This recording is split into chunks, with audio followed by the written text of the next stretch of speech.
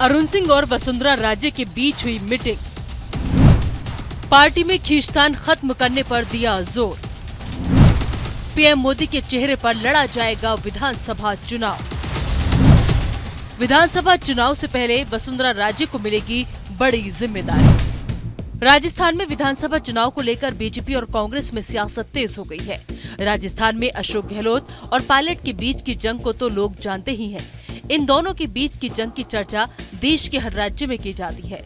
तो वहीं इस साल राजस्थान में बीजेपी के नेताओं में भी सीएम पद के उम्मीदवार बनने को लेकर खींचतान नजर आई थी।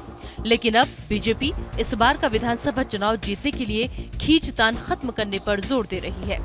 जानकारी के लिए हम आपको बता दें कि रविवार को प्रदेश भाजपा मुख्यालय में दिन भर चली मीटिंग के दौर के बाद शाम को प्रदेश प्रभारी अरुण सिंह ने वसुंधरा राजे के घर जाकर बैठक की। बताया जा रहा है कि चुनाव को लेकर इस मीटिंग में कई मुद्दों पर चर्चा की गई।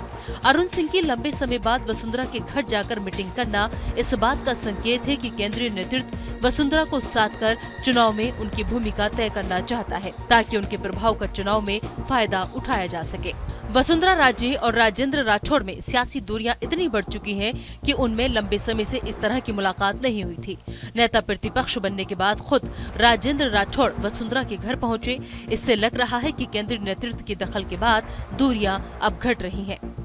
तो वहीं केंद्रीय गृह मंत्री अमित शाह हाल ही में राजस्थान के बारे में कह चुके हैं कि यहां पार्टी की ओर से किसी भी नेता को सीएम के चेहरे के रूप में घोषित नहीं किया जाएगा।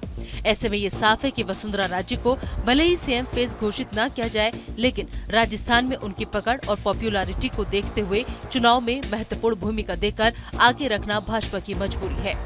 पार्टी हाईकमान इस बात को लेकर आशंकित है कि वसुंधरा राजे को साधे बिना चुनाव में राह आसान नहीं होगी। राजनीतिक पंडितों का कहना है कि वसुंधरा के प्रभाव को देखते हुए उन्हें इलेक्शन कैंपेनिंग कमेटी के अध्यक्ष का महत्वपूर्ण पद देकर भाजपा चुनाव में उतर सकती है।